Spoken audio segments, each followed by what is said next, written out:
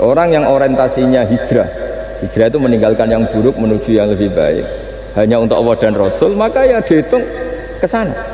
Jadi misalnya Pak Bima, Pak Aryo ngapalkan Quran, hafal-hafalnya, tapi berarti perjalanannya ini mencari ridhonya Allah, itu ditulis. Tapi kalau kita orientasinya ingin mapan, ingin sejahtera, ya ditulis. Ini ingin punya rumah 2, ingin punya rumah di berbagai provinsi. Ini coba kalau itu nanti direkam, terus ditanya Allah, inginnya kamu apa sih di dunia? Dan itu bisa menjadi status kita.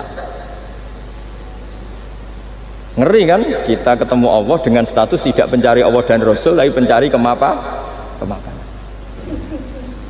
Nah ini kan kalau ngaji saya menyinggung, yang salah tidak saya, sing ngongkor ngaji sopo. Saya makanya saya santai saja. Sampai kecewa malah bagus lah, karena tidak ngel-ngelo saya lagi. A'udzu billahi minasy syaithanir rajim. Bismillahirrahmanirrahim.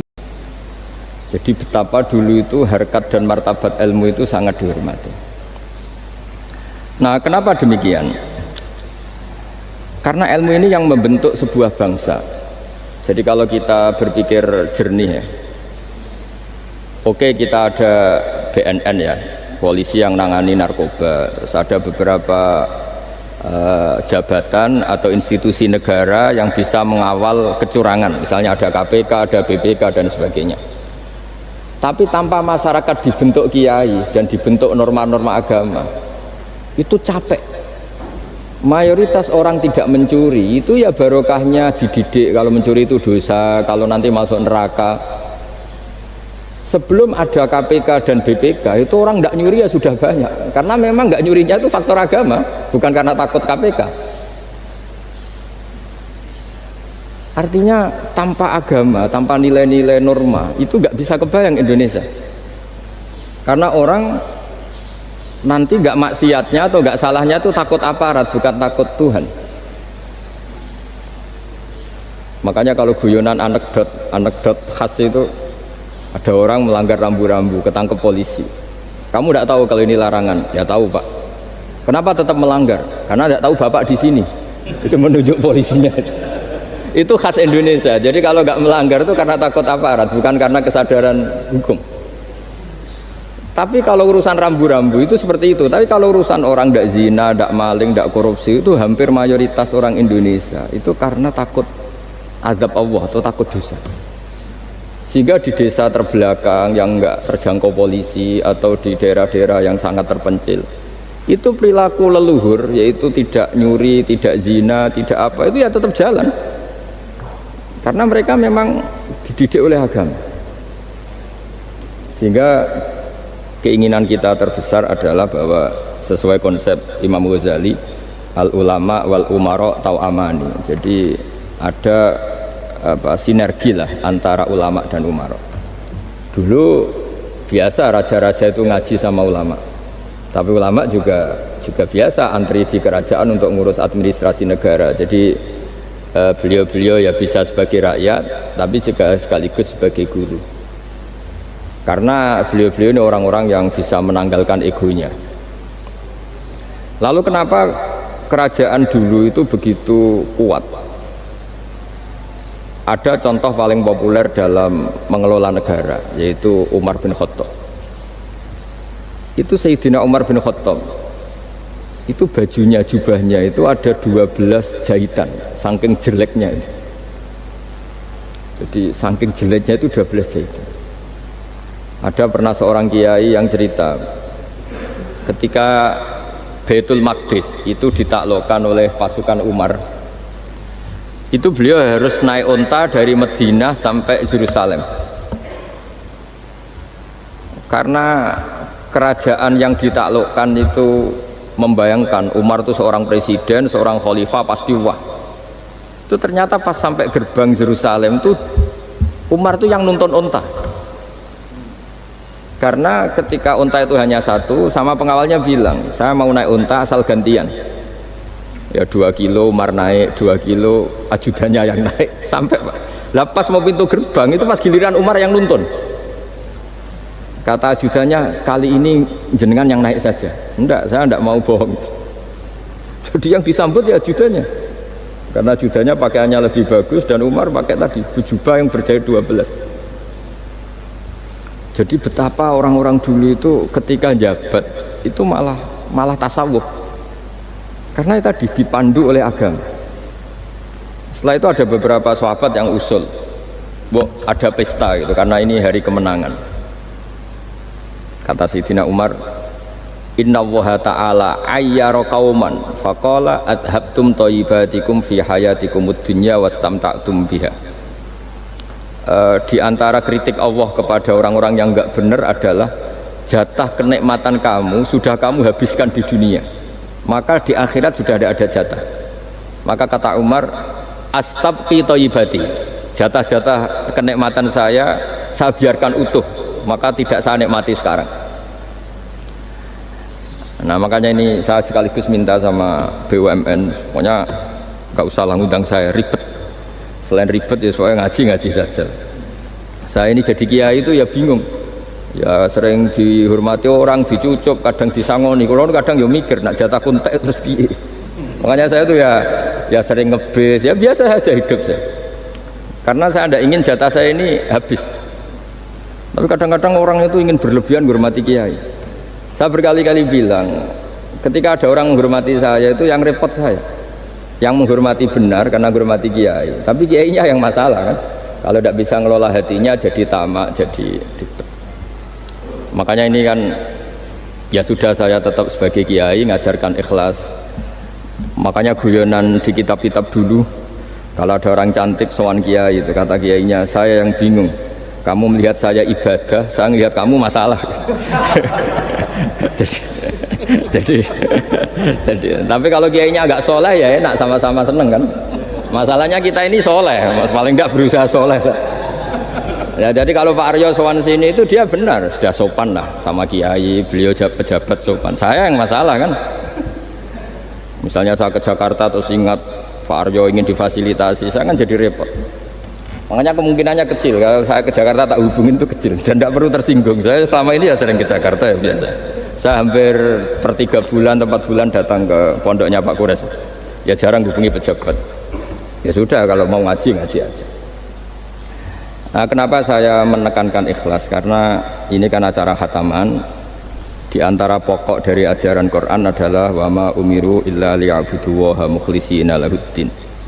Jadi kalau sudah berani beragama ya kita harus ikhlas. Dan saya berkali-kali bilang ikhlas itu mudah, harus dilatih. Saya berkali-kali memberi analogi itu gampang sekali. Lama sekali kita bilang kalau yang putih itu putih. Lama sekali kita bilang yang hitam itu hitam. Itu tidak ada yang gaji. Kenapa kita mengatakan tembok ini putih? Karena memang putih. Kenapa orang mengatakan peci itu hitam? Ya karena memang hitam, itu tidak ada yang gaji dan semuanya ngomong seperti itu. Tapi pas Anda ngomong Allah itu Tuhan, minta masuk surga, pas hubungan dengan Tuhan itu selalu tidak ikhlas. Padahal kita biasa ngomong hakikat ini ikhlas. Kita ngomong tembok ini putih ikhlas, ngomong peci hitam itu ikhlas. Pas ngomong kalau Allah itu Tuhan, minta surga. Padahal bedanya apa? Hanya sama-sama ngomong mengatakan sesuatu yang nyata. Sehingga saya berkali-kali bilang, dan ini akan saya kampanyakan sampai saya mati, di antara gejolokan Allah sama orang soleh, jadi orang soleh itu nanti juga digojlok sama Allah. Kenapa kamu nyembah saya? Karena saya ingin masuk surga ya Allah. Yang satu ditanya, kenapa kamu nyembah saya? Karena saya takut neraka ya Allah. Berarti kalau saya tidak bikin surga, tidak ada bikin neraka, kamu tidak nyembah saya. Ya udah gitu, Gusti tempat nyembah jenengan. Tapi kadung keliwat alasannya itu. Makanya saya itu tidak pernah bilang ke anak saya gini, kamu harus syukur karena bapak dapat pekerjaan. Tidak pernah saya. Kamu harus syukur bapak punya uang, tidak pernah. Nanti syukurnya nunggu bapak punya uang. Kalau nggak punya uang nggak bapak, ribet. Maka ini yang bupati, yang pejabat tidak usah syukuran bapak naik pangkat, bapak direktur BUMN. Nanti kalau enggak sudah pensiun sudah, syukurnya hilang. Nah, karena ini kan ngaji sama kiai ya, saya ajarkan khas kiai. Saya sampai sekarang ya tidak nikmati kebesaran nama saya atau apa, karena tadi memang harus dilatih.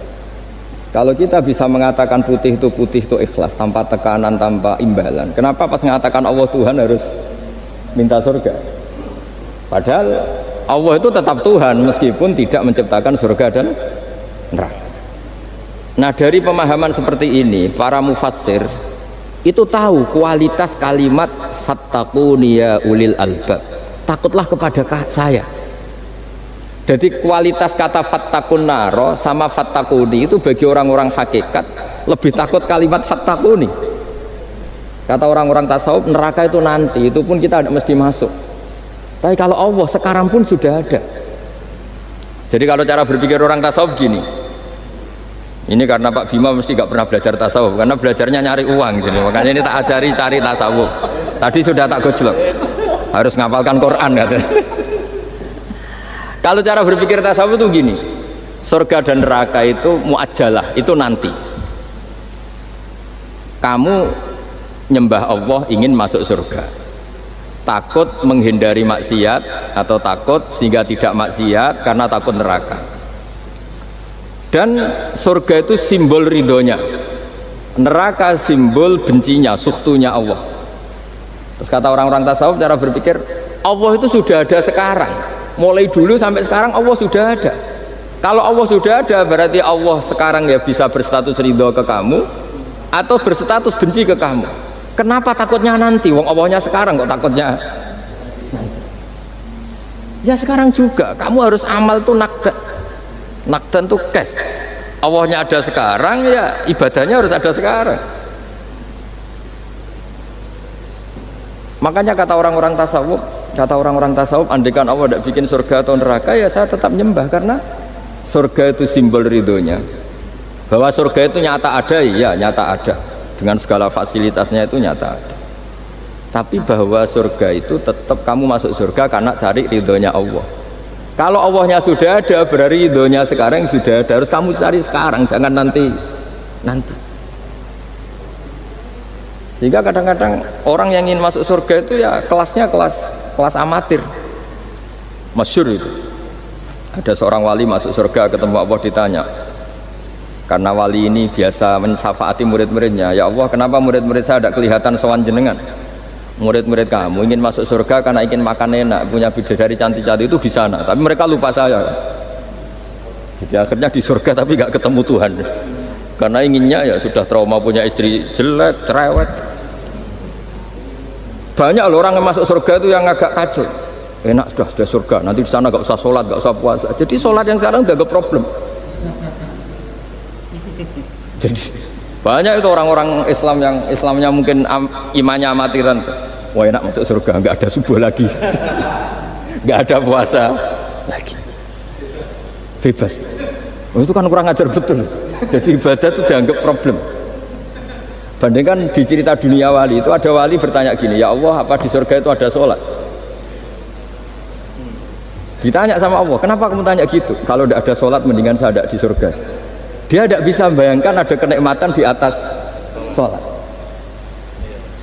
Nah kalau jenengan kan nggak bisa membayangkan kalau di surga masih disuruh sholat. Sampai sekarang aja kita tahu berhentinya sholat itu kapan.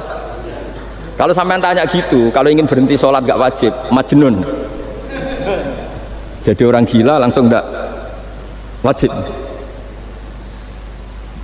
Jadi artinya harus dilatih ilmu-ilmu tasawuf seperti ini supaya hidup itu nyaman. Hidup itu nyaman. Dulu Pak Imam ini ada Pak PJ Rembang. Itu dulu ada seorang raja didatangi ulama. Gimana cara saya tidak nikmati jadi seorang raja? Ulama itu nasihatinya gampang. Dia omongin gini Pak Arya. Pak Raja kalau kamu di Sahara, di padang Sahara, kemudian Anda kehausan. Kalau tidak minum satu gelas air Anda mati. Apakah? Terus kemudian yang punya air bilang gini, kamu tak kasih air, tapi syaratnya kerajaannya kasihkan saya. Kamu kasihkan apa milih mati? Wah ya milih dikasih air, mendingan nggak jadi raja tapi hidup. Terus la tafroh bimulkin la yusawi kak samain. Kamu jangan bangga dengan satu kekuasaan, dengan satu kerajaan yang nilainya sama dengan segelas air. Akhirnya dia terjadi raja yang soleh karena ternyata apa? La yusawi kak samain, tidak sama atau ya nilainya itu masih. Nah, Kita-kita yang rakyat yang tidak jabat, misalnya masyarakat, itu ya harus berpikir gitu.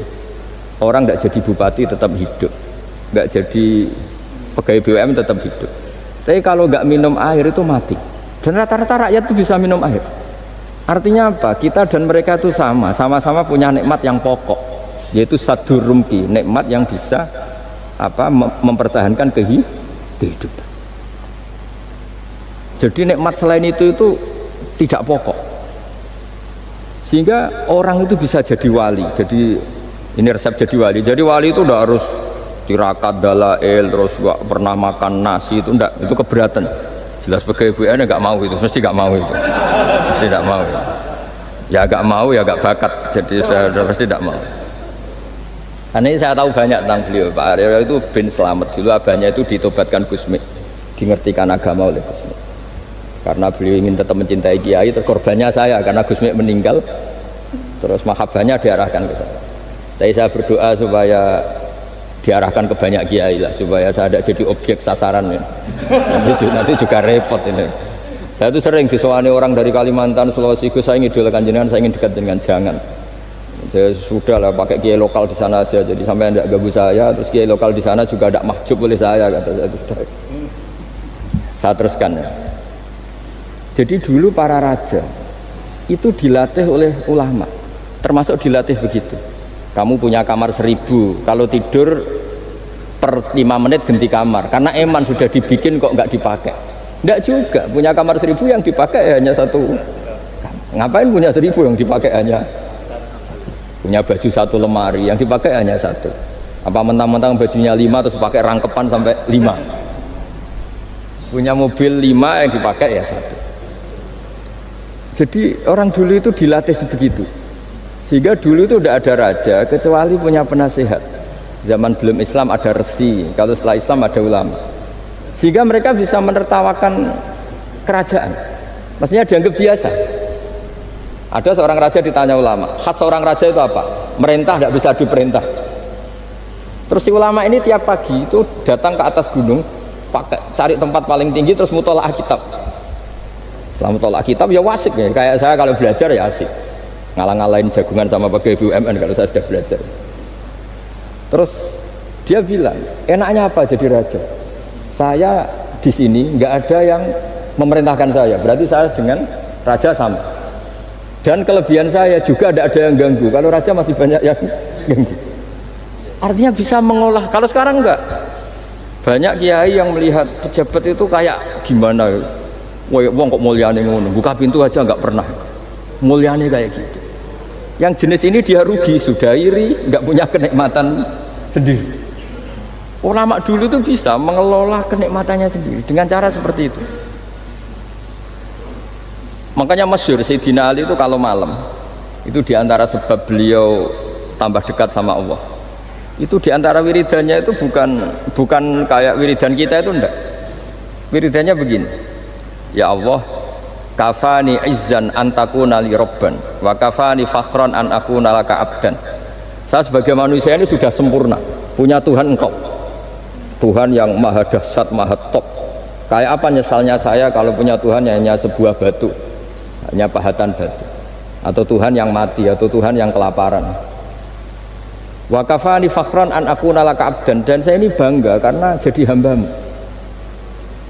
Jadi orang dulu itu nyembah Allah itu tidak harus dengan kalimat subhanallah akbar, tapi punya kesimpulan yang menjadikan mereka ini nyaman dengan Allah. Abu Yazid Al-Bustami itu diangkat jadi wali setinggi-tingginya, itu diantaranya itu kalau wiridan bilang gini, ya Allah, kenapa engkau ngasih makan saya, ini aneh. Kenapa engkau ngasih minum saya, itu aneh. Di mana-mana orang memberi itu ada kepentingannya, misalnya majikan bayari karyawan karena ada kepentingannya. Malah kalau di fikih itu agak absurd. Fikih itu hubungan suami istri itu agak kacau kalau dalam fikih. Lelaki itu tidak wajib nafkahi istrinya kalau tidak ngasih. Jadi kayak agak-agak transaksi. Dan istrinya punya hak nggak mau diajak kalau nggak dikasih nafkah. Jadi makanya dulu Mbah Mun itu kalau ngajar saya fikih itu ngajari wong perhitungan. Jadi maksudnya wong ambek bojo kok perhitungan. Tapi di mana-mana hubungannya orang itu begitu. Wong kenal kiai nak urung mloro kiai diatur ngene iki ya ora marem. Singkat cerita Bu Yazid itu tuh, ya Allah engkau zat yang luar biasa, engkau tidak butuh saya tapi ngasih saya. Ini fenomena aneh. Di mana-mana orang ngasih itu ada kepentingannya, apalagi pilkada. Wah itu tambah banyak kepentingan ya. Artinya dia bisa mensifati Allah dengan cara yang nggak kebayang orang lain. Allah itu tidak butuh kita, tanpa kita sudah jadi Tuhan, tapi ngasih kita. Apa ya Allah alasan kau mengasihi saya? Wong saya engkau tidak butuh saya. Di mana-mana orang ngasih itu kan karena butuh. Misalnya kamu ngasih anak, apapun alasan ikhlas Anda ini karena nyaman. Anak ini menjadi hiburan. Tetap seneng ya. Ada unsur kamu itu dapat timbal balik, setidaknya seneng. Atau ngasih rival politik kamu, setidaknya ya karena safety lah kata tadi Pak Aryo. Bergak berontak teman-teman. Pokoknya ada kepentingan. Tapi Allah ini zat yang nggak punya kepentingan, kemudian tetap ngasih. Dari situ terus dia punya cara mencintai Allah. Makanya ada wali yang nangani orang-orang macam-macam. Kayak Gusme itu masyhur, beliau nangani orang fasik, orang macam-macam. Dulu itu ya ada seorang wali itu jadi wali karena beli narkoba. Tapi bukan untuk diminum, untuk dimusnahkan. Tapi kalau sekarang nggak mungkin karena narkoba harganya sudah miliaran, triliunan. Kalau dulu mungkin. Jadi ceritanya itu kampung dulu kan terpisah-pisah oleh gunung oleh apa. Singkat cerita si wali ini setiap ada bandar narkoba dulu pakai homer kalau dulu arak. Dibeli sama dia. Dibeli setelah agennya pergi dilarungkan pokoknya dibuang. Begitu terus. Suatu saat si pengedar narkoba ini heran. Kampung situ itu selalu tak kirimin homer kok gak ada yang mabuk. Tapi dibayar cash. Malah si orang ini meninggal wangi. Ternyata dia tidak ingin kampungnya itu mabuk, sehingga dicegat di jalan supaya homer ini tidak sampai ke kampung. Nah, sekarang kan tidak mungkin narkoba semahal itu. Tapi apapun itu kembali ke ulama dan umaro. Alhamdulillah di Indonesia itu ulama ya mati-matian supaya generasinya tidak terlibat narkoba dengan cara ditakutkan neraka. Umaro juga melakukan itu dengan cara ditakutkan penjara. Nah, ini yang kita sama-sama ulama wal umaro tahu aman. Kita kerjasama dengan kapasitas masing-masing. Jadi penting sekali ngaji seperti ini supaya kita tahu bahwa khazanah-khazanah kita tentang dekat sama Allah itu macam-macam. Ini khusus ijazah ini sama Pak Bima Pak Aryo itu. Dulu Kiai Hamid Pasuruan terkenal wali. Dan di antara wiridan Dzikrul Filin ada beberapa kata yang dari Kiai Hamid. Jadi Dzikrul Filin itu kalimatnya utamanya dari Gusme, Mbah Ahmad Siddiq, tapi ada beberapa kalimat yang dari Kiai Hamid Pasuruan. Saya tahu banyak lah karena bapak saya juga temannya Gusme dan mbah saya kandung sepupu sama Mbah Hamid. Itu kalau ada orang sepuh-sepuh Pak Bima kayak jenengan Pak Aryo disuruh ngapalkan Quran. Ya mereka protes, masa saya hafal Pak? Sudah lah pokoknya ngapalkan. Ada yang 2 juz mati, 1 juz mati, karena ya sudah sepuh. Suatu saat ada ulama yang tanya, kenapa Pak Hamid? Biar kamu dalam perjalanan di dunia tercatat ini bercita-cita hafal Quran. Jika kalau mati berstatus man salaka thoriqan yaltamisu fihi ilman sahalallahu lahu thoriqan ilal jannah. Orang yang mati berorientasi ingin ngaji. Tapi kalau kamu tidak punya orientasi ngaji kan di otak kita andaikan direkam Allah. Loh, coba hati kita andaikan direkam Allah. Ingin kaya, ingin punya gunung, ingin punya alpat, ingin punya ini itu. Coba kalau itu nanti disetel di akhirat. Tapi kalau kamu ingin ngapalkan Quran kan setidaknya pas disetel ya keren. Ingin hafal Quran meskipun tidak hafal-hafal gitu. Ingin hafal itu tapi meskipun nanti kalau malaikatnya drengki ditambahin meskipun. Tapi insya Allah malaikat tidak ada yang drengki. Tapi andaikan kita nanti tidak punya cita-cita ngaji, itu rekaman kita hanya itu, ingin mapan, ingin kaya, ingin menguasai dunia.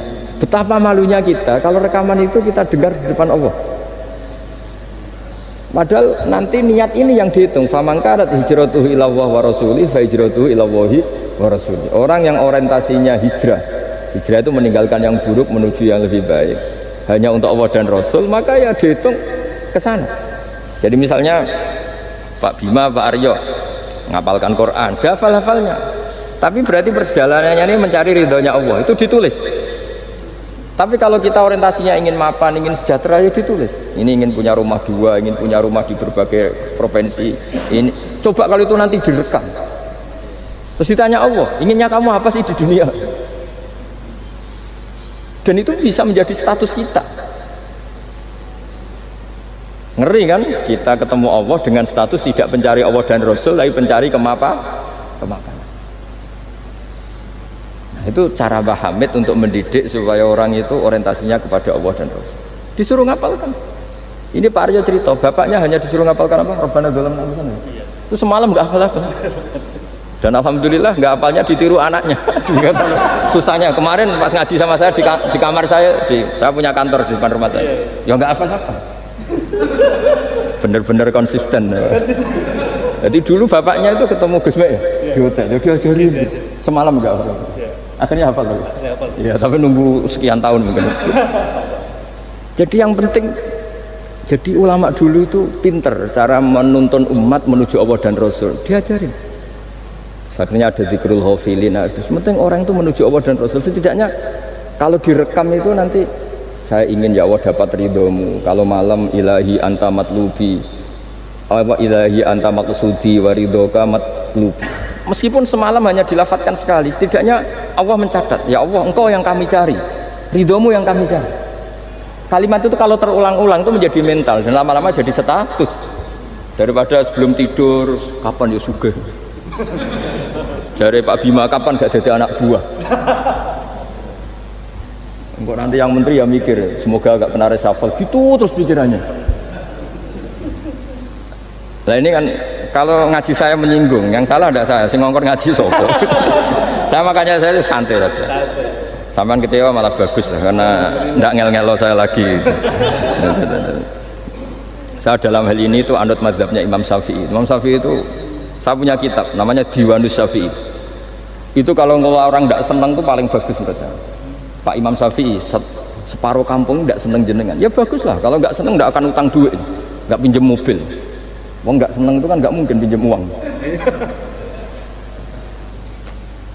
Saya pernah ketemu seorang bupati cerita ini, nggak perlu saya sebut. Bupati aktif. Setelah saya cerita ini, terus Gus saya ingin ketemu jenengan 4 mata. Setelah ketemu saya lucu. Saya akan cerita. Di antara wasiat bapak saya itu unik Pak. Hak ngelola wong gedeng enak, sing ribet itu ngelola wong seneng. Jadi ngelola orang benci itu mudah. Yang ribet itu ngelola orang senang, itu mahal sekali. Itu dulu saya tidak paham. Bareng kenal wong seneng ngel-ngel no. Nah sing ra seneng kan sudah selesai. Akhirnya Imam Syafi'i dan separuh kampung ini tidak seneng jenengan. Ya bagus lah. Mereka tidak akan utang saya, minta tolong saya. Artinya orang dulu itu jadi yang seneng dikelola untuk teman kebaikan, yang nggak seneng dianggap menjadi harga itu murah. Singkat cerita terus bupati ini datang ke saya cerita. Yang jelas gak Bupati Rembang, gak ada pesantren. Cerita di bawah beduk. Cerita, iya Gus. Rival politik saya ketika saya kalahkan itu selesai. Tapi mitra politik nganti saya kira berber. Jadi orang dulu itu segampang itu ngelola kehidupan. Artinya yang seneng ya penting, kita butuh mitra. Yang gedeng ya nggak apa-apa lah. Barokahnya gedeng itu tidak ganggu anda kan, asal sing gedeng aja dukun santet ribet itu kalau nanti dijajal. Ketika Imam Syafi'i diceritain orang yang tadi nyium tangan jenengan, yang sama jenengan diluk hormat, di luar itu memaki-maki jenengan. Kata Imam Syafi'i, baguslah, berarti saya wibawa, di depan saya tidak berani. Jadi beliau seenteng itu melihat dunia. Jadi orang dulu itu makanya mereka gampang jadi wali karena radhiyallahu anhum wa radu an. Jadi orang yang melihat Allah itu sudah ridho ya sudah. Nabi Musa itu kekasih Allah, kalimullah. Itu orang Israel. Itu yang gedeng yang ngel-ngel no, yang seneng yang ngel-ngel no. Malah paling ribet kalau ngadepi orang Israel. Singkat cerita Nabi Musa itu bilang gini, ya Allah kasih saya ijazah yang dengan ijazah itu orang terbungkam semua, tidak bisa ngeritik saya, tidak bisa mencibir saya, tidak bisa ngata-ngatain saya. Jawabnya Allah itu lucu, ya Musa hadza syai'un lam asna'hu li nafsi fa kaifa asna'hu bika. Aku pangeran sing salah paham akeh, pemenah kuwe trimo nabi. Aku iku pangeran sing salah paham mbek aku akeh. Jadi saya ini Tuhan. Yang cara pandang tentang saya keliru itu saja banyak, apalagi kamu. Mestinya saya yang terbebas dari disalahpahami. Padahal Nabi Musa aku itu pangeran, ya darani anak di bojo, ono sing darani aku fakir, ono sing darani aku kikir, macam-macam. Orang Yahudi itu kalau rezekinya baru sempit itu bilang ini Tuhan kikir sekali. Sampai laqad sami Allahu qala alladziina qalu inna Allaha faqir. Artinya pejabat juga gitu, kalau salah kebijakan juga dihujat. Ini tidak mensejahterakan rakyat. Itu kalau lapor Allah jawabannya gitu, kamu pejabat salah pahami ribet, saya Tuhan saja disalahpahami. Jadi orang dulu itu segampang itu ngelola hubungan dekat dengan Allah. Jadi pakai rasa. Sehingga Kiai Hamid Pasuruan itu ngijazai orang-orang sepuh, ada yang dikasih wiridan, disuruh ngafalkan, nggak hafal-hafal.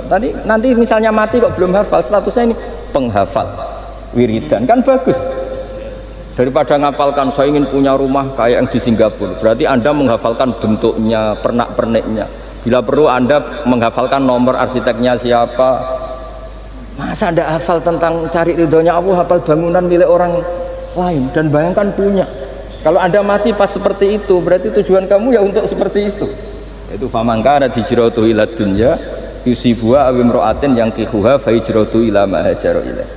Jadi nanti kita mati itu distatuskan sesuai komitmen kita ingin apa, itu status kita. Jadi kalau kita ingin punya rumah mewah kayak yang di Singapura, kayak yang di Amerika, kayak di Eropa, itu terekam di otak kita. Terus kita ngapalkan arsiteknya namanya siapa, itu di rumah mana. Terus kita angen-angen ada arsitek yang kita bawa ke sana supaya niru. Untuk kita loh, untuk pribadi. Nggak tahu saya kalau nanti untuk negara, nanti dibantah BUMN. Untuk negara gimana? Mungkin masih mendingan kalau untuk negara. Kalau untuk pribadi, singkat cerita akhirnya kiai-kiai dulu itu bikin gerakan hafal Quran sama orang-orang sepuh yang jelas secara lahir tidak akan hafal. Tapi butuhnya adalah ini sudah punya perjalanan menuju ini yang nanti menjadi status. Jadi misalnya Pak Imam ini PJ Rembang beberapa kali ngaji misalnya, statusnya gitu, ini ngaji sama Gus Baha, ini ngaji sama siapa, ditulis, dan itu statusnya karena keinginannya memahami itu. Ya dunia sampai lewat saja. Tapi kalau kebalikannya, urusan dunia detail, arsiteknya siapa, bangunan gini habis berapa, kalau kurus rupiah berapa, untuk pribadi itu detail. Pas urusan ngaji sekenanya, kadang sampai punya guru aliran sesat apa nggak tahu, karena pas urusan akhirat sekenanya, akhirnya sedapatnya ternyata ada guru, ada kiai tapi dukun. Saking sekenanya urusan akhirat, tapi kalau urusan dunia detail. Makanya banyak orang ditipu oknum ya, oknum yang sebenarnya agak kiai tapi ngaku kiai, sebenarnya dukun. Itu saya kadang ya senengnya itu betapa mereka diingatkan urusan dunia nggak pernah ketipu, kok urusan akhirat ketipu. Berarti apa? Urusan dunia detail, urusan akhirat nggak detail. Sampai dukun bermacak kiai saja sudah bisa nipu. Sementara kontraktor asing yang mau nipu tidak bisa karena dia ngerti detail jejak rekamnya apa gitu. Tapi kalau nyari kiai sekenanya, ini tidak nyindir, ngomong fakta. Ya cobalah itu diangen-angen lagi. Terus ini yang terakhir, ini khusus pada teman-teman saudara-saudara kita yang nangani khatamannya Gusme. Saya tadi ngasih naskah ke Pak Aryo supaya sampai ke beliau-beliau.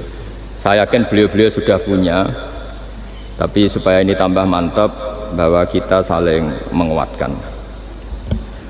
Ini saya baca ya, ini kitab yang dipakai referensi tim lajnah penerbitan mushaf Arab Saudi dan seluruh dunia, termasuk saya. Jadi tradisi khataman kita, tadi kan kita bicara khataman, ya saya ulang lagi, tradisi khataman kita itu kan justru ditutup dengan wa ulaika humul muflihun, ya. Jadi tidak minal jinnati wan nas, tapi diakhiri wa ulaika humul muflihun.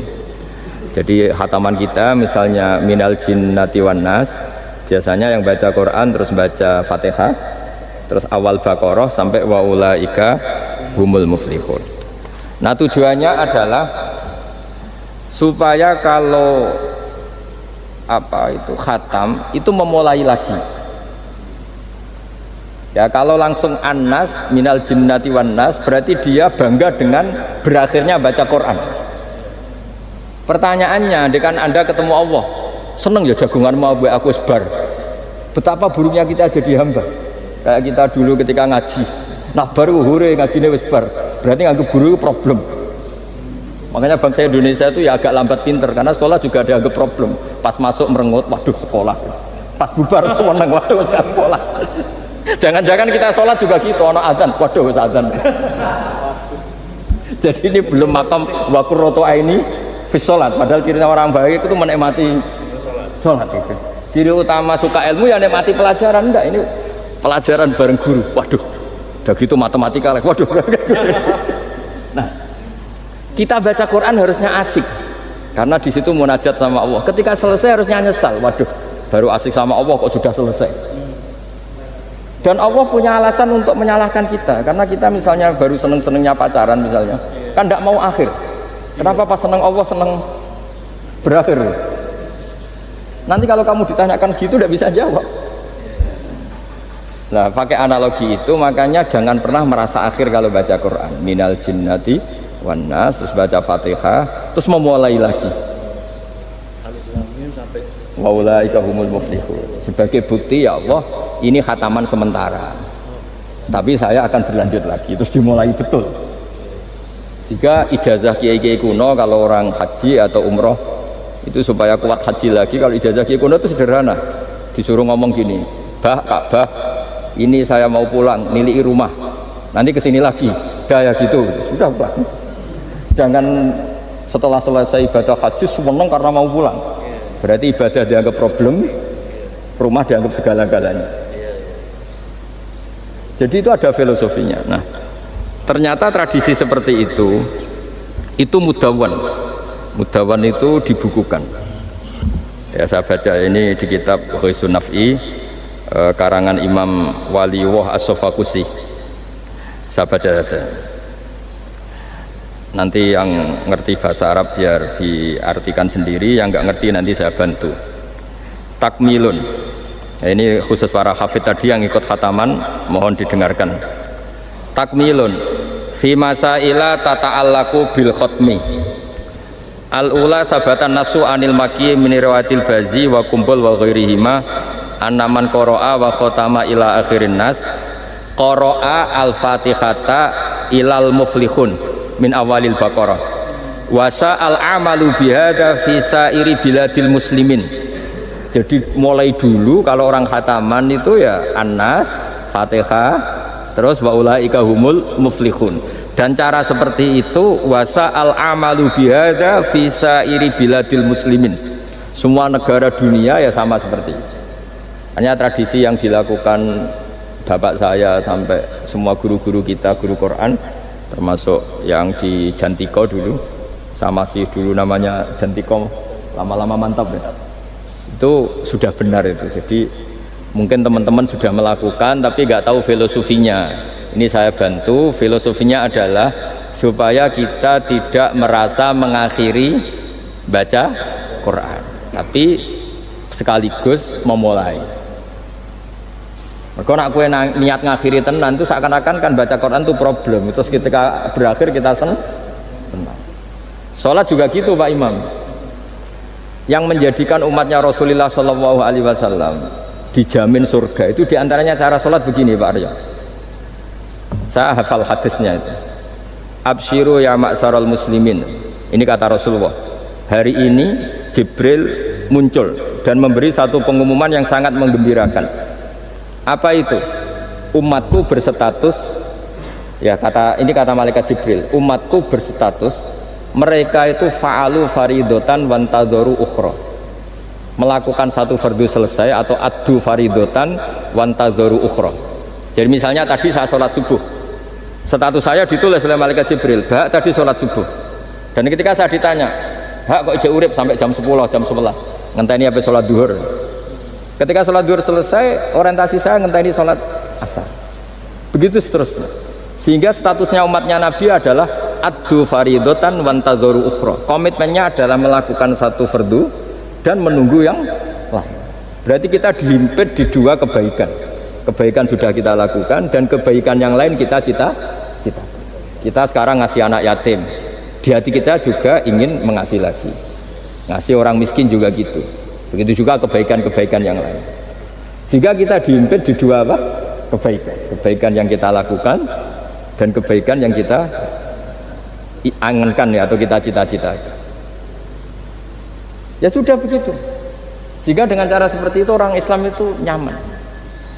Bayangkan kalau kita berstatus punya rumah dan punya rumah lagi, ingin punya mobil lagi, berarti satu itu minat dunia wa ilat dunia, minat dunia ilat dunia. Itu kalau pas mati, pas khayalnya begitu, Allah posisinya di mana?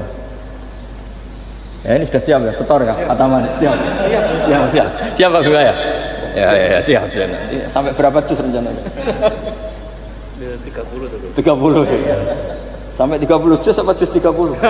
Juz 30 dulu. Jadi sampai segitunya guru-guru kita memandu, makanya terus dilatih dzikrul ghafilin, dilatih apa supaya kalau kita biasa pergi kembali misalnya, rombongan kembali, mungkin kita istighfar. Buat sekali-kali rombongan datangin khataman Quran, datangin acara-acara, sehingga ada perbandingan. Nah, setidaknya saat kita salah itu tidak status, tapi zallah, bawaan manusia. Tapi status kita adalah faman kanat hijratuhu ila Allahi wa rasulih fa hijratuhu ila Allahi wa rasulih. Nah, kemudian kenapa itu menjadi perilaku masif di seluruh dunia? Kalau khataman justru ditutup oleh awal Baqarah. Kan agak aneh, khataman kok ditutup dengan permukaan atau permulaan. Ya. Itu terus beliau ini di beberapa kitab diterangkan anna rajulan qala ya Rasulullah ayul a'mali afdalu. Amal terbaik itu apa ya Rasulullah? Qal alaika bil halil murtahil. Terus wa ma halul murtahil? Qal sahibul qur'ani kullama khalla irtahala. Amal terbaik itu adalah amal setelah selesai ingin melakukan lagi. Apa itu? Orang yang menghafalkan Quran atau membaca Quran atau khataman Quran setelah selesai langsung dimulai lagi. Nah, ini di sini diartikan kullama faragha min khutmatin syara'a fi ukhra. Jadi satu khataman selesai kemudian lanjut lagi. Ya kan kalau kita misalnya orang kaya ke Singapura wisata, kan langsung mungkin sudah punya brosur lagi, mungkin mau ke New Zealand atau apa. Kenapa pas urusan khataman enggak itu? Jadi manusia itu yang benar gitu. Jadi ya kira-kira gitu. Jadi ini teman-teman yang sedang khataman, bahwa perilaku Anda sudah benar. Memang mulai dulu zaman Rasulullah SAW sampai sekarang memang justru khataman itu ditutup dengan wa ulaika humul muflihun sebagai bentuk komitmen kita bahwa kita ingin memulai lagi, bukan berakhir di situ. Saya kira demikian. Assalamualaikum warahmatullahi wabarakatuh. Betul, harus sampai anak-anaknya Gus itu. Terima kasih Gus Baha atas segala tausiahnya. Alhamdulillahirabbil alamin. Banyak hal yang bisa kita dapatkan dari tausiah beliau.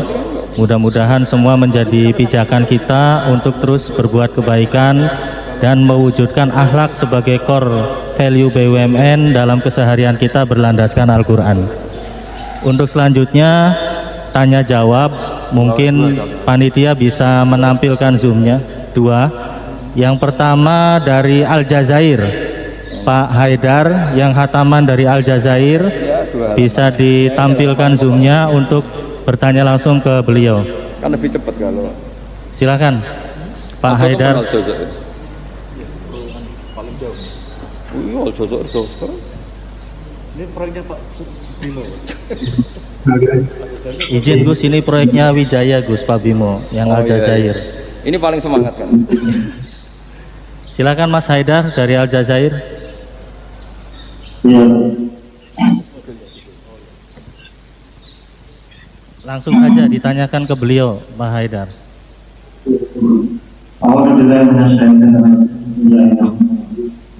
Assalamualaikum warahmatullahi wabarakatuh.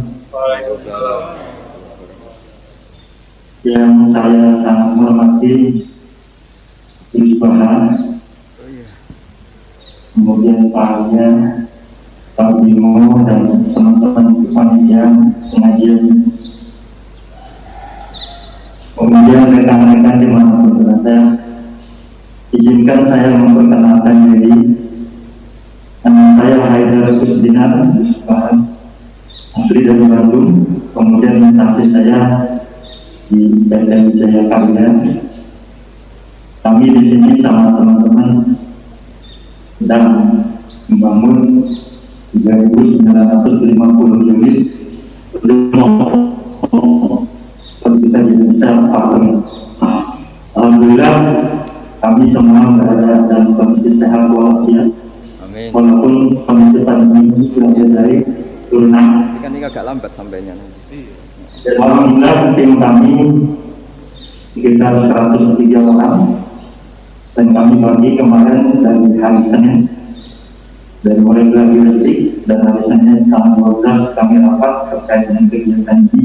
Kami langsung membagi tim gimana caranya supaya ramalan ini semua bisa merasakan atau bisa semua lokasi, karena di sini ada 3 lokasi, ada di Air Depla, ada di Kemis Miliana, sama di El Haras Kebaran, 4 lokasi. Alhamdulillah kami sudah datang dan kami bagi-bagikan secara langsung. Mudah-mudahan ini membawa keberkahan buat kolektif kami, khususnya Wijaya Karya, semuanya, seluruh BUMN, Adikarya, PP, dan lain sebagainya. Khususnya terkait dengan yang menginisiasi, saya berdoa mudah-mudahan kelihatan dengan keberadaan kita terlaksananya acara ini. Pernah di Libya juga. Dengan begini Allah, Pak Wisbaha, izinkan saya bertanya. Untung nggak kena tembak. Pertama adalah tadi sebagian sudah ada paparan khusus, ternyata mengenai pertanyaan saya. Pertama adalah kiat-kiat khusus bagaimana kita bisa istiqomah dalam keadaan konsisten, Wisbaha. Konsisten dalam berbuat, berucap, bertingkah laku, sehingga benar-benar terjaga keberadaan diri. Terjaga dari apa? Dari terjaganya adalah dari mohon maaf. Segala sesuatu yang Allah tidak berdiri, terutama dalam keberadaan kami di sini tetap konsisten. Ada dalam rule aturan, tadi saya mohon maaf mencermati ada kata-kata yang luar biasa dari Gus Baha. Salah satunya adalah jalankan aturan yang sudah benar-benar jelas. Lakukan, ya jelas. Kemudian yang saya catat adalah dengan rasa takut kepada Allah Subhanahu Wa Taala. Ini yang saya coba cermati, ternyata inilah salah satu jawaban yang mungkin. Kita ingin hal-hal yang lain mungkin Gus Baha mohon arahan, dan terkait dengan poin-poin yang lain mungkin bisa mengenang kepada kami yang hadir di tempat ini. Khususnya adalah tetap ada dalam konsisten, ada dalam aturan Allah Subhanahu Wa Taala. Kedua, pertanyaan kedua adalah bagaimana caranya agar senantiasa kita ingin hidup kepada Allah dalam kondisi apapun, Gus Baha. Terutama dalam kerinduan bertemu dengan Allah Subhanahu Wa Taala dan bertemu dengan Rasulullah Sallallahu Alaihi Wasallam. Ini dua pertanyaan yang mohon maaf mungkin bisa mewakili kami yang ada di sini, jauh dari keluarga, kemudian jauh dari anak istri, dengan kondisi seperti ini. Karena kadang-kadang kita kalah dengan kondisi yang ada, yaitu rasa takut melebihi rasa takut kepada Allah Subhanahu Wa Taala. Itu mungkin Gus Baha pertanyaan kami yang ada di sini. Kami di sini jam 3 subuh, Gus Baha, perbedaan dengan Indonesia adalah 6 jam. Karena tadi jam 2 subuh sudah standby dan teman-teman sudah mempersiapkan. Alhamdulillah hari ini pada kesempatan baik ini ternyata kami sudah bisa menjalankan dan bareng-bareng bersama teman-teman. Setelah Assalamualaikum warahmatullahi wabarakatuh. Warahmatullahi wabarakatuh. Terima kasih Kang Haidar. Mungkin pertanyaannya curhat ini Gus. Jadi yang pertama, beliau ini muhibinnya Gus Baha. Jadi langsung kita tayangkan supaya bisa face to face begitu dengan Gus Baha. Yang pertama yang ditanyakan mengenai bagaimana kunci istiqomah Gus. Tentunya dalam hal kebaikan dan menyebarkan kebaikan-kebaikan di sekitar. Yang kedua, bagaimana caranya meningkatkan atau keluar dari situasi atau permasalahan apapun itu. Mungkin itu Gus, mungkin mohon pencerahannya. Enggak, tafsirnya jiran sendiri. Itu yang kita catat Gus. Ini kesurupan nih. Silakan Gus. Ya, terima kasih Mas Haidar. Bismillahirrahmanirrahim. Kalau rumus istiqomah paling mudah itu kata Imam Nawawi dalam kitab Al-Majmu' itu adalah keputusan ilmu. Kalau keputusan nafsu itu kita nggak mudah istiqomah. Imam Nawawi mencontohkan begini, misalnya habis maghrib kita istiqomah baca Yasin.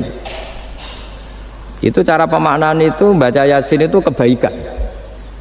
Sehingga nanti kalau kita batalkan karena anak kita sakit atau karena ada orang tua kita sakit, kemudian kita ke rumah sakit mengantarkan, ini juga tidak mengganggu istiqomah baca Yasin. Karena maknanya adalah baca Yasin kebaikan, ditinggalkan untuk kebaikan yang bentuknya lain.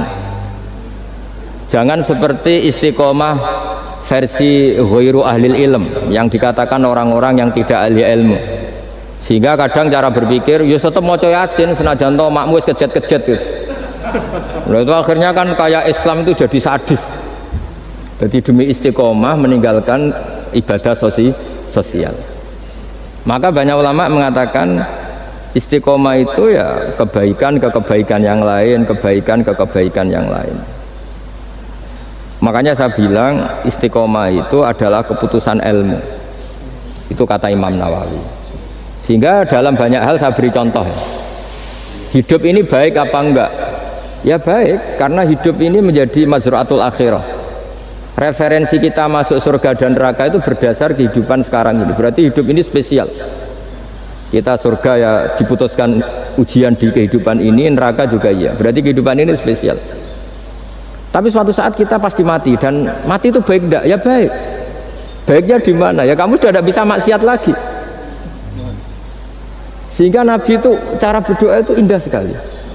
Allahumma ahyini ma kanatil hayatu khairan li wa tawaffani ma kanatil wafatu khairan li. Allahumma ij'alil hayata ziyadatan li fi kulli khairin wal mauta rohatan li min kulli syarrin. Segampang itu Nabi melihat kehidupan dan mati. Mengajarkan kita, tentu mengajarkan kita. Ya Allah, jadikan hidup ini, anggap saja saya ini masih menambah budi-budi kebaikan. Kalau saya mati, anggap saja ini berakhirnya semua maksiat saya. Mungkin sekarang kita ada zina, mungkin sekarang kita ada korupsi, tapi potensi itu tetap ada. Yang bisa mengakhiri potensi itu apa? Ya mati. Maka mati itu tidak problem bagi orang-orang baik. Kalau sampai anggap problem berarti agak kurang baik. Jadi sehingga ya hidup itu ya biasa, mati. Saya ini termasuk kiai muda yang nggak pati takut mati, ya biasa. Hidup ya mau, mati ya mau, ya biasa aja.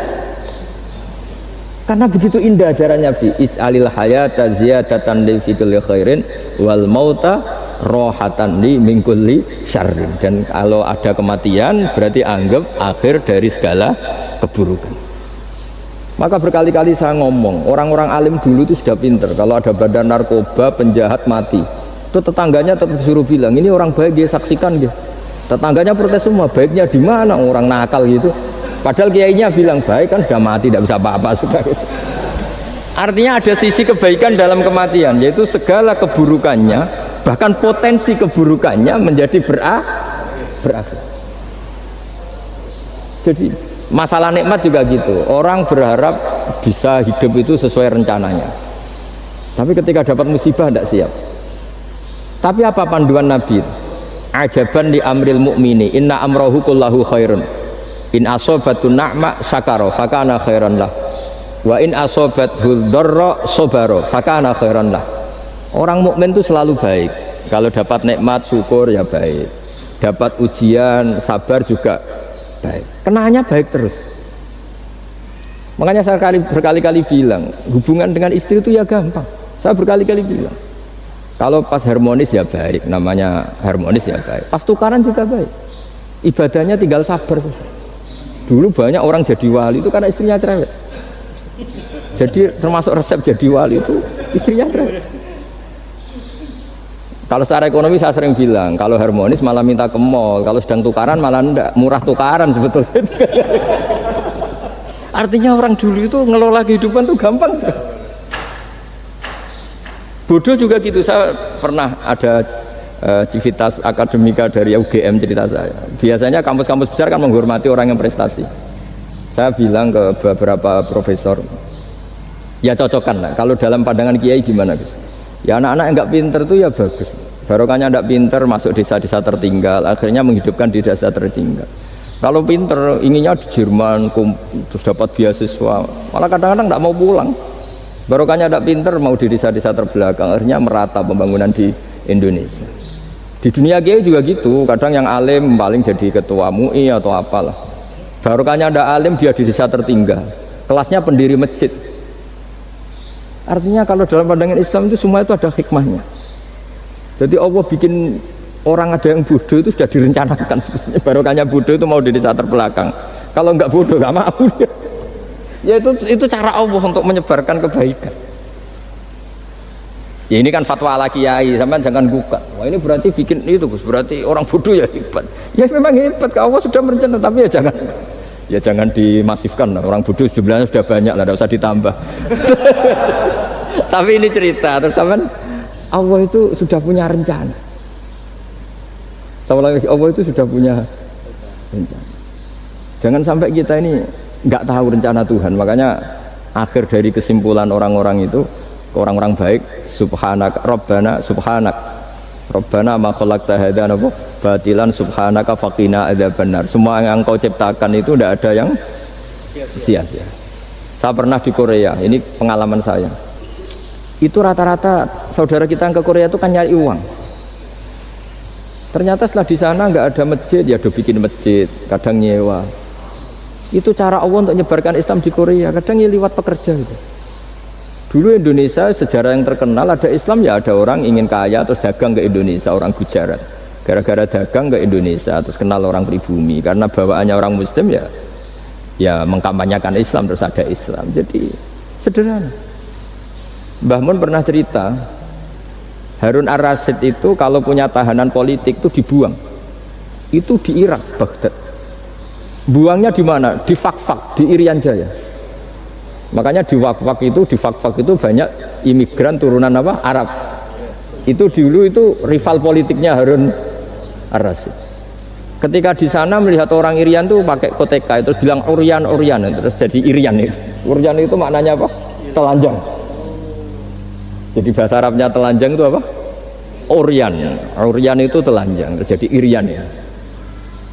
Itu ya barokahnya buangan politik ya, tapi bukan tahanan kriminal, tahanan politik dibuang di sana, kemudian ada Islam di sana. Itu cara Allah. Begitu juga Islam di Eropa, kadang dibawa mahasiswa yang dulu ketika di Indonesia agak kepikiran jadi kiai, baru kayak kuliah di Eropa malah jadi kiai, mereka nggak ada saingannya, nggak ketemu saya lah kira-kira gitu. Kalau di sini kan nggak bisa jadi kiai. Artinya sudahlah Allah itu nggak usah diajarin gitu. Makanya Allah pernah ngendikan kul atu alimuna wa bidinikum. Aku itu pangeran, ra usah warai carane beragama. Nah kita sekarang ini beragama tapi ngajari Allah. Harusnya Islam tuh gini ya Allah. Pangeran mbok warai. Makanya rata-rata dunia ulama itu dunia minum ide di bab itu. Karena harus yakin agama ini milik Allah pasti diurus Allah. Allah tidak usah diguruin gitu.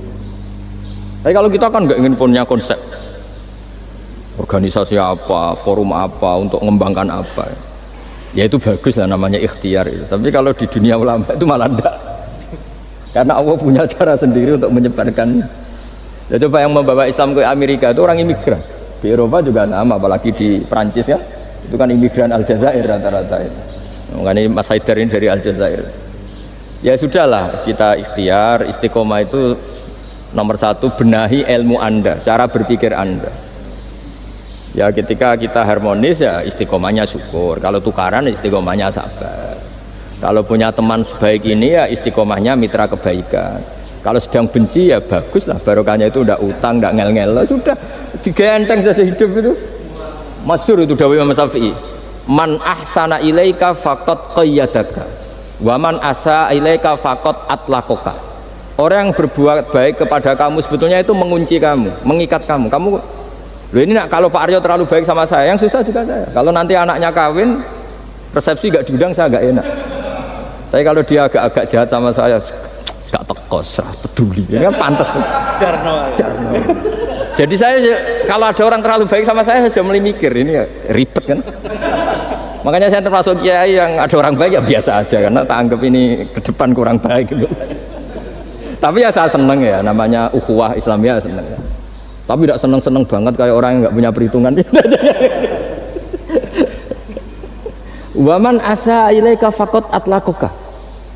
Orang yang berbuat buruk kepada kamu sebetulnya dia membebaskan kamu. Nggak mungkin kan orang yang sedang ngeneng kamu terus utang kamu, nggak mungkin kan pinjam mobil, mungkin nggak? Apalagi titip, tolong dong saya dikasih pekerjaan BUMN, nggak mungkin. Yang minta-minta gitu pasti yang baik sama kamu. Jadi ilmu kiai itu sampai segitunya tuh. Makanya kita harus syukur khazanah yang diajarkan guru-guru kita ini luar biasa. Man ahsana ilaika faqad qayyadaka wa man asaa ilaika faqad atlaqaka. Siapa yang berbuat baik sama kamu sebenarnya dia mengunci kamu. Kamu tuh harus ada sekian etika kan.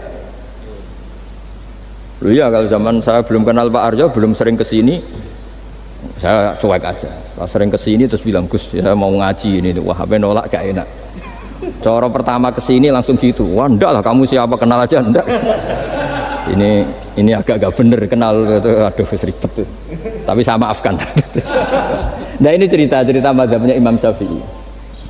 Makanya hubungan suami istri kalau sedang harmonis malah saling curiga. Ada apa ini kok baik? Saking susahnya nyari baik ikhlas itu sehingga kalau Pak Bupati juga gitu, ada orang kok terlalu baik mesti mikir ada apa ini kok. Artinya gini, kalau kita dengan ilmu itu ngadepi sesuatu enteng saja. Barokahnya misalnya Mas Haidar di Aljazair, saksinya banyak. Kalau kita tidak pernah ke sana kan saksi sujud kita hanya Indonesia. Nanti kalau Mas Haidar ketemu Allah kan keren. Kamu pernah sujud? Pernah Gusti. Saksinya Indonesia dan Aljazair.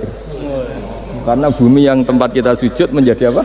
Saksi. Semakin sering kemana-mana saksinya semakin banyak. Sehingga dalam waktu sholat itu ada aturan disunatkan untuk sholat sunat itu tempatnya berganti-ganti atau bergeser-geser. Karena saksinya tuh kayak tambah banyak. Bahkan ada yang ekstrim sampai nggak mau pakai sajadah. Saksi sajadah itu tidak meyakinkan, mendingan keramik. Sampai segitunya ada yang ekstrim gitu.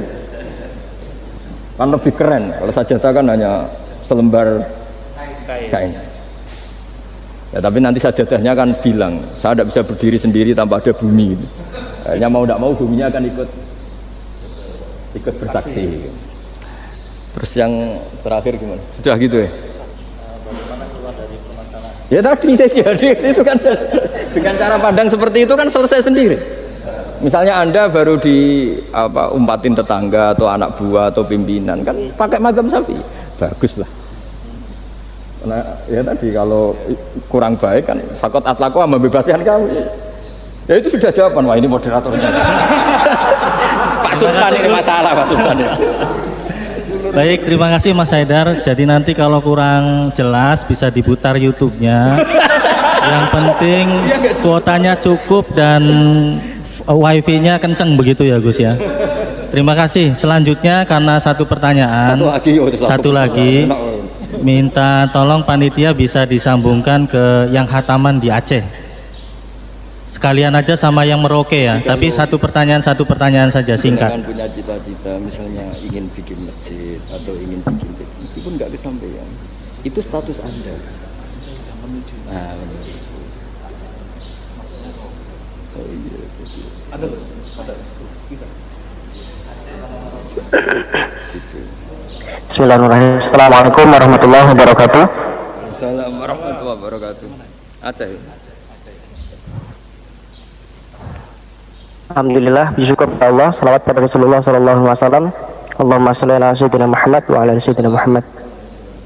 Yang kami hormati Gus Baha, kami dari Aceh insyaallah akan bertanya mengenai mungkin tidak jauh beda dengan Aljazair. Kami dari anak-anak muda di proyek, jadi kami minta ininya Gus, tips-tipsnya agar kami anak-anak muda ini agar istiqomah dalam kebaikan dan juga menyebarkan kebaikan di lingkungan proyek kayak gitu. Jadi harapannya memang di lingkungan proyek juga tidak membatasi kita untuk selalu berbuat kebaikan dan juga menyebarkan kebaikan ataupun berdakwah di lingkungan Roid. Mungkin itu saja Gus. Syukur jazakumullah. Assalamualaikum warahmatullahi wabarakatuh. Waalaikumsalam warahmatullahi wabarakatuh. Ayo jubirnya ini. Satu lagi yang Merauke sekalian. Oh iya, oh satu lagi. Jadi dia satunya agak diingat-ingat, yang diingat laginya. kan nggak boleh harus terus lanjut Pak. Provokator semua. Assalamualaikum warahmatullahi wabarakatuh. Salam. Saya Asep Sanjaya dari PT PP Persero, proyek PLTMG Merauke 2. Yang terhormat Gus Baha dan Bapak Aryo. Saya dari anak-anak tua lah. Kalau mereka tadi anak muda, kalau saya itu anak tua. Pertanyaan saya, bagaimana cara mengokohkan di dalam ranah bekerja atau pekerjaan? Karena di era sekarang ini banyak yang menyampingkan akhlak demi mendapatkan kepuasan diri sendiri. Terima kasih. Waalaikumsalam warahmatullahi wabarakatuh. Waalaikumsalam warahmatullahi wabarakatuh. Ini milenial Gus. Anak tua itu. Itu ada apa-apa. Jadi memang di proyek ini ada yang milenial, kolonial, ada juga yang campuran Gus. Miko namanya, milenial kolonial. Jadi mungkin yang pertama mohon pencerahan dari proyek Aceh. Kemudian yang kedua dari proyek Merauke. Kalau Aceh tadi bagaimana caranya milenial bisa istiqomah. Kemudian yang milenialnya, kemudian yang Merauke itu bisa mengenai akhlak ya Gus ya, sebagai core value-nya BUMN terutama antara anak dengan orang tua. Monggo Gus silakan. Pakai ini aja. Bismillahirrahmanirrahim. Sesuai disiplin yang saya tekuni yaitu ilmu. Seperti yang saya jawab pada Mas Haidar tadi dari Aljazair. Untuk yang Aceh juga sama. Kita di perantauan, saya pernah ditanya anak yang kuliah di Inggris, juga pernah ditanya anak yang kuliah di Amerika. Pertanyaannya itu, Gus, kita di negara yang sistemnya itu lebih mapan ketimbang negara yang kita huni. Itu cara terus menjaga syukur sama Allah itu gimana? Ya saya jawab, apapun baiknya negara di Eropa maupun Amerika, ketergantungan Anda pada sistem negara itu lebih tergantung pada nikmatnya Allah. Untuk kamu dideportasi itu butuh ketangkep, butuh ini itu. Tapi kalau kamu nggak dikasih oksigen sama Allah saat itu juga Anda mati. Kalau Allah mengambil buminya dengan memberi gempa yang besar, saat itu juga Anda mati. Artinya dia tanya, gimana cara ingat Allah di negara-negara maju seperti itu? Terus tak latih bahwa utang jasa kamu kepada Allah itu jauh di atas utang jasa kamu terhadap sistem negara. Artinya oke lah kita ngakui sistem negara itu baik, kita juga loyal sama negara. Tapi kenapa orang Islam selalu disuruh uzkuru wa dzikron katsira, ingat Allah sebanyak-banyaknya? Karena nikmatnya Allah memang jauh lebih banyak. Kita dapat uang BLT itu ada prosedurnya, setidaknya dimiskinkan dulu, didaftar dulu. Tapi kalau dapat oksigen sekarang juga kita tidak pernah setor miskin sama Allah, sudah dikasih. Kita pakai buminya Allah tidak setor kebutuhan dulu, status apa, langsung dikasih, langsung pakai, nggak bayar lagi. Nah semakin kita berpikir seperti itu, maka utang jasa kita kepada Allah semakin banyak. Akhirnya dengan demikian kita fasih, kita mengatakan alhamdulillah, melafadzkan alhamdulillah. Sehingga di surat Waqiah Allah melatih kita seperti itu. Nahnu khalaqnakum falaula tusaddiqun. Yang menciptakan kamu itu kita, saya, maka kamu harus begini. Yang menurunkan hujan itu saya, kata Allah, kami, kamu harus bersyukur. Bumi yang kamu huni, kata Allah, bisa saja setiap saat ayaksifa bikumul ard. Bumi yang kamu huni yang kelihatannya kokoh, setiap saat bisa likuifaksi. Air yang kamu minum bisa saja setiap saat ya ghauran. Ghauran itu qul ara'aitum min asbaha ma'ukum ghauran. Dengan melihat seperti itu, bumi yang kita huni ternyata enggak posisi aman. Setiap saat Allah bisa membuat likuifaksi. Nah, dengan cara seperti itu kita akan tahu betapa ketergantungan kita kepada Allah Subhanahu wa taala. Sehingga mudah ingat Allah terus menerus. Ya, dengan cara tadi baca wiridan-wiridan yang diajarkan guru-guru kita, termasuk yang ada di kitab-kitab Dzikrul Ghafilin dan sebagainya. Nah, yang untuk anak tua tadi juga sama seperti itu. Meskipun di bumi Papua, kalau kita ingat, itu pasti ketergantungan kita pertama pada Allah Ta'ala. Makanya Allah itu mengancam untuk orang yang tidak ingat kepadanya. Ancamannya itu ekstrim. Malam yardo bi qodoi walam yaskur na'mai. Ini hadis lengkapnya. Walam yasbir ala balai falyatlub robban siwai wal yakhrut min tahti ardi wa samai. Siapa yang tidak ngakui saya sebagai Tuhan, kata Allah, nggak apa-apa, kata Allah. Kamu nggak ngakui saya sebagai Tuhan, kata Allah, nggak apa-apa. Tapi jangan nempat di bumiku. Itu bikinanku, nggak bikinan BUMN. Bumi itu nggak bikinan BUMN. Wah, itu aja sudah pusing, kamu diancam fal yakhrut min tahti ardi wa samai. Sudah, kamu nggak apa-apa ngakui saya ada Tuhan, nggak apa-apa, kata Allah. Tapi jangan nempat bumiku. Terus kamu nempat di mana tuh? Ngontrak gua ada. Ya gitulah kira-kira cara, yaitu lagi-lagi saya bilang karena saya nekuni ilmu, ya saya jawab dengan cara ilmu.